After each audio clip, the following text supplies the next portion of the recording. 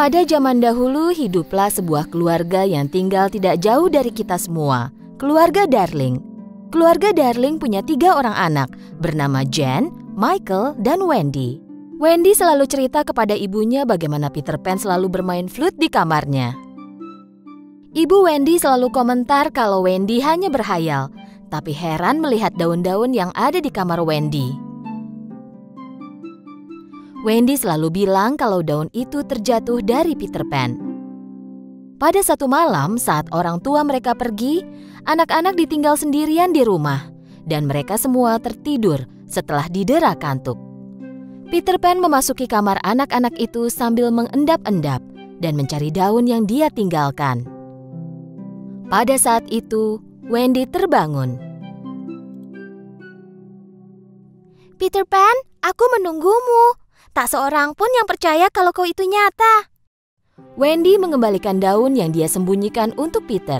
Wendy sangat menyukai Peter, sehingga dia menjahit daun-daun itu di belakang baju Peter. Wendy, apa kau mau dengar cerita petualangan yang luar biasa? Aku tidak mau mendengarkan kisahnya saja. Aku mau berpetualang, Peter Pan. Tepat pada saat itu, peri mungil temannya Peter, Tinkerbell, masuk melalui jendela. Tentu saja, aku tahu kau pasti ada di sini. Apa kau akan melakukan petualangan baru tanpa aku? Kau tahu kalau aku tak mungkin berpetualang tanpamu. Wendy membangunkan adik-adiknya. Adik-adik Wendy melihat Peter Pan dan Tinkerbell dengan kebingungan. Nah, apa kalian siap untuk terbang? Tinkerbell menebarkan debu perinya dan mereka pun melayang ke udara. Lalu mereka terbang bersama meninggalkan rumah. Anak-anak itu terbang menuju Neverland.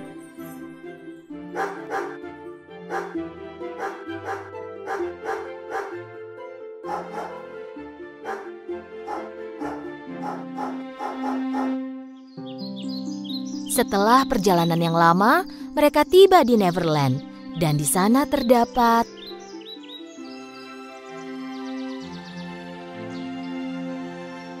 putri duyung,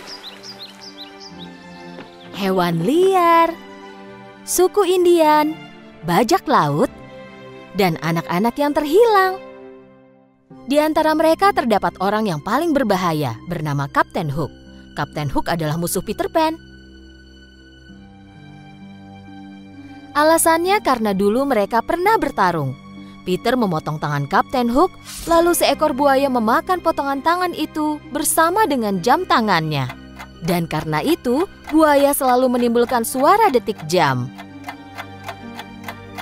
Dan Kapten Hook selalu tahu jika ada buaya mendekat dari bunyi detik jam tersebut.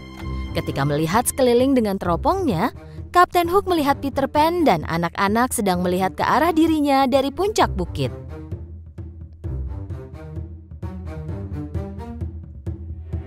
Dia segera memerintahkan anak buahnya untuk menembakkan meriam. Peter Pan dan anak-anak dengan susah payah berusaha untuk lolos dari serangan meriam itu. Tinkerbell, kau bawalah anak-anak ke tempat yang aman. Aku akan mengatasi Hook. Tinkerbell sangat cemburu kepada Wendy, jadi dia ingin menjauhkan Wendy dari Peter Pan. Dengan berbagai alasan, ia meninggalkan Wendy di bukit dan membawa Jen dan Michael ke tempat aman di pantai. Anak-anak terhilang yang tinggal di pulau melihat Wendy dari jauh dan berpikir bahwa dia adalah musuh. Mereka pun melukai Wendy. Pada saat yang sama, Peter Pan bertarung dengan Kapten Hook. Tapi ketika melihat buaya yang pernah memakan tangannya dulu tiba-tiba muncul, Hook lari ketakutan. Saat Peter Pan kembali, dia melihat Wendy terbaring di bebatuan dalam kondisi terluka dan sangat marah. Anak-anak terhilang sangat menyesal saat menyadari bahwa gadis yang mereka lukai adalah temannya Peter Pan. Aku menitipkan anak-anak agar kau jaga. Tinkerbell sangat menyesal. Dia juga menyadari bahwa perbuatannya itu salah. Maafkan aku, Peter. Ini tak akan terjadi lagi, aku janji. Anak-anak terhilang membuat rumah yang indah untuk Wendy dan adik-adiknya. Pada malam hari, mereka semua tidur di dalam rumah di bawah pepohonan mendengarkan cerita Wendy. Dan Peter Pan akan berjaga-jaga di depan rumah. Pada suatu hari, ketika mereka beristirahat di bebatuan, mereka melihat bajak laut mendekat.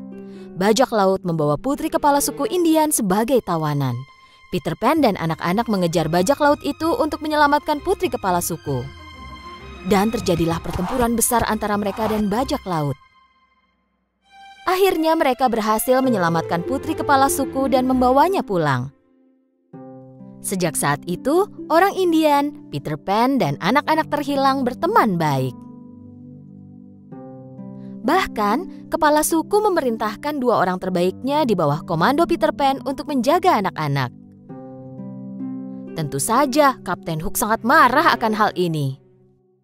Satu hari nanti aku akan mengalahkanmu, Peter Pan, dan kau tidak akan bisa melarikan diri lagi. Pada suatu malam, ketika Wendy mulai bercerita tentang keluarganya, Peter menyadari betapa Wendy dan adik-adiknya merindukan rumah. Jadi Peter Pan memberitahu bahwa mereka bisa pulang jika mereka mau, tetapi dia ingin tetap tinggal di Neverland. Ketika sedang bersiap untuk perjalanan jauh itu, mereka diserang oleh bajak laut.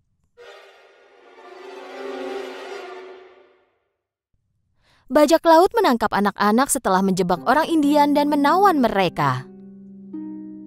Peter Pan tertidur di rumah tanpa tahu apa yang terjadi pada anak-anak itu. Kapten Hook melihatnya tidur,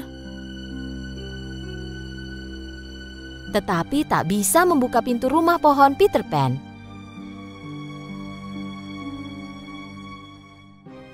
Tetap saja, dia menuangkan racun dari botol yang dia bawa ke bawah pintu, membuat Peter Pan tidur berjam-jam.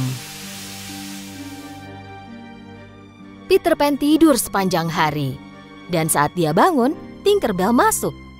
Setelah Tinker Bell bercerita tentang apa yang terjadi, Peter Pan dan Tinker Bell pergi menyelamatkan anak-anak itu. Saat mereka tiba di Happy Rock, markas bajak laut, mereka melihat tidak ada bajak laut yang berjaga-jaga. Dan saat mereka pergi ke sisi lain batu itu, mereka kaget melihat pemandangan di depan mereka. Wendy, Jen, Michael, dan anak-anak terhilang semuanya diikat ke tiang, dan Kapten Hook memegang obor yang menyala.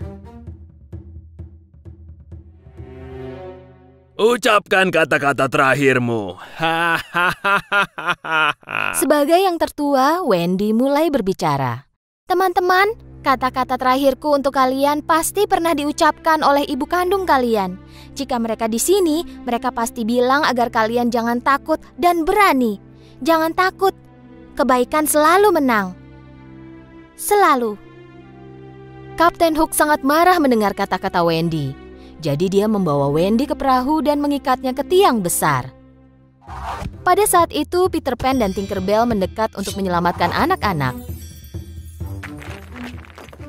Pada saat yang sama, orang Indian dan kepala sukunya datang membantu. Hal ini membuat Peter Pan sangat senang, karena dengan bantuan itu, mereka dapat menyelamatkan anak-anak. Sekarang waktunya untuk menyelamatkan Wendy. Peter Pan dan anak-anak terhilang naik ke kapal Kapten Hook, yang kini hanya memiliki beberapa kru bajak laut. Karena menyadari bahwa mereka akan kalah, mereka melompat dari kapal.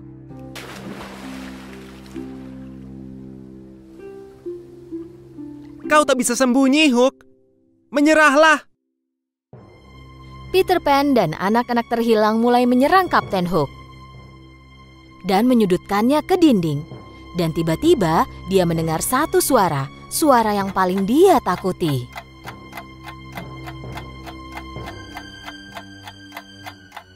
Ketika Kapten Hook melihat ke belakang sambil ketakutan, dia melihat buaya menunggunya jatuh ke air.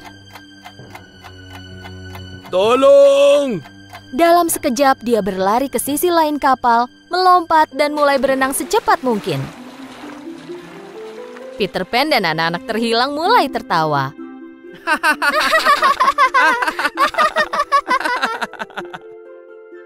Sejak saat itu, kapal Hook kini menjadi milik anak-anak terhilang dan kapten mereka adalah Peter Pan.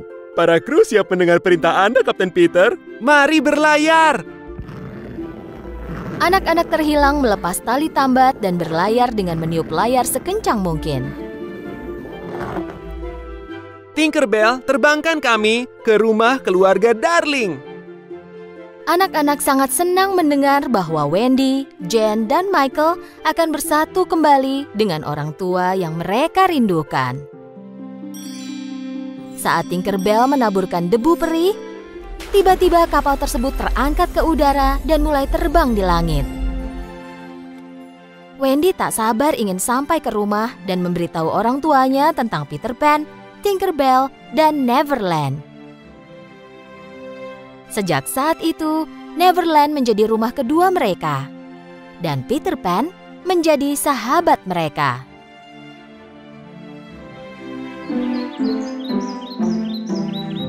Pada zaman dahulu, hiduplah seekor rubah yang egois dan licik di hutan. Karena dia selalu berlaku licik, tak seekor hewan pun yang mempercayai rubah. Tak ada yang mau berteman dengannya. Setelah lama tak memiliki teman, rubah pindah ke gua di gunung samping hutan. Suatu hari, datanglah bangau yang bermigrasi dari belahan dunia yang dingin. Rubah sangat senang karena akhirnya menemukan teman. Rubah segera mengunjungi bangau. Selamat datang, bangau. Kau mau berteman?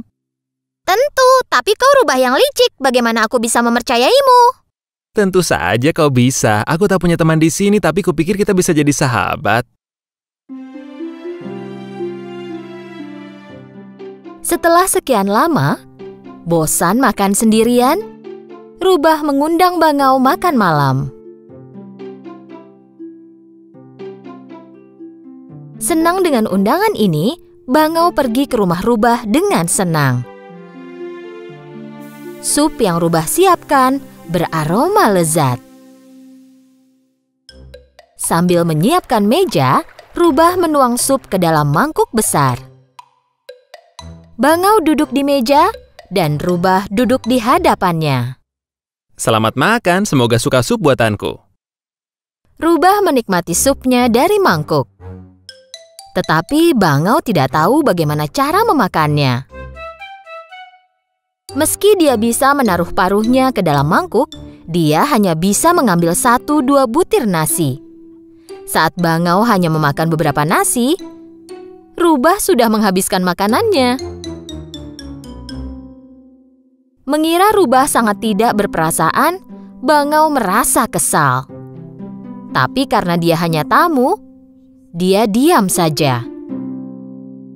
Aku harus pergi, teman. Terima kasih atas makan malamnya. Tetapi kau belum selesai. Kau tidak suka? Tak masalah, akan kuhabiskan bagianmu. Saat bangau mau pergi, rubah sudah mulai memakan sup milik bangau. Bangau pulang ke rumah dengan sedih. Dia tidak bisa tidur karena masih lapar dan sangat marah pada temannya. Kami berdua hewannya sangat berbeda. Rubah perlu mengerti dan menerima hal ini. Tapi bagaimana caranya? Setelah berpikir lama, bangau punya ide. Dia akan memberi pelajaran pada rubah. Pagi harinya, bangau mendatangi temannya dengan senang dan mengundangnya makan malam. Rubah tentu saja sangat senang dengan undangan ini. Terima kasih banyak, tetangga. Aku senang kita berteman. Setelah menyiapkan makanan, bangau memilih botol yang panjang dan sempit untuknya dan rubah. Bangau menyiapkan nasi untuk temannya, lalu mengatur meja. Dia juga menaruh air ke dalam botol yang sempit dan panjang. Tak lama, rubah temannya tiba. Aku sangat lapar, teman. Ayo duduk dan mulai makan. Kedua teman itu duduk di meja.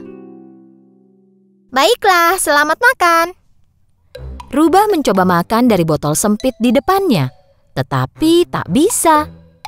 Dia bahkan tak bisa minum airnya. Sebaliknya, bangau makan dengan mudah menggunakan paruhnya yang panjang. Saat Rubah mencoba menggunakan garpu untuk mengambil nasi, Bangau sudah selesai makan. Dan melihat betapa Rubah tertegun, Bangau bertanya, Temanku, kau tidak makan. Apa kau tidak menyukainya? Jika aku bisa makan, mungkin aku akan menyukainya. Botol ini bukan untukku. Dengan paruh panjangmu kau bisa makan dengan mudah, tapi aku tidak bisa. Bangau menantikan jawaban ini.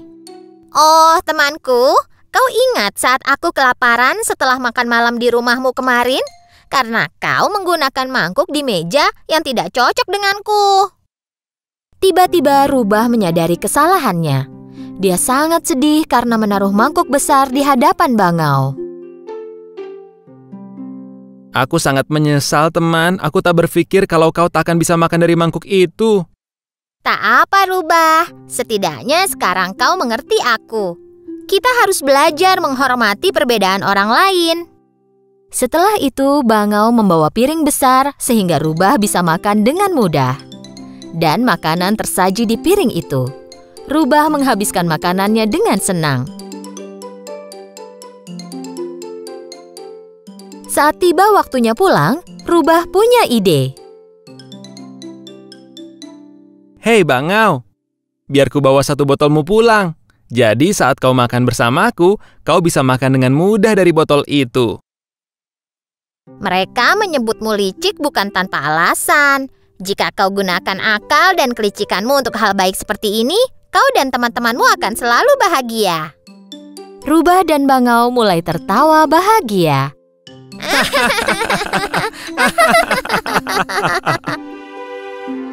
Beberapa bulan berlalu.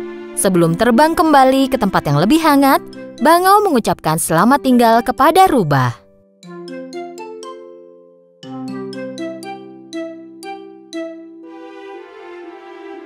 Karena sendirian, Rubah kembali ke hutan. Tapi tak pernah lupa perkataan Bangau. Setelah itu, dia tak pernah egois dan berteman baik dengan semua hewan lain.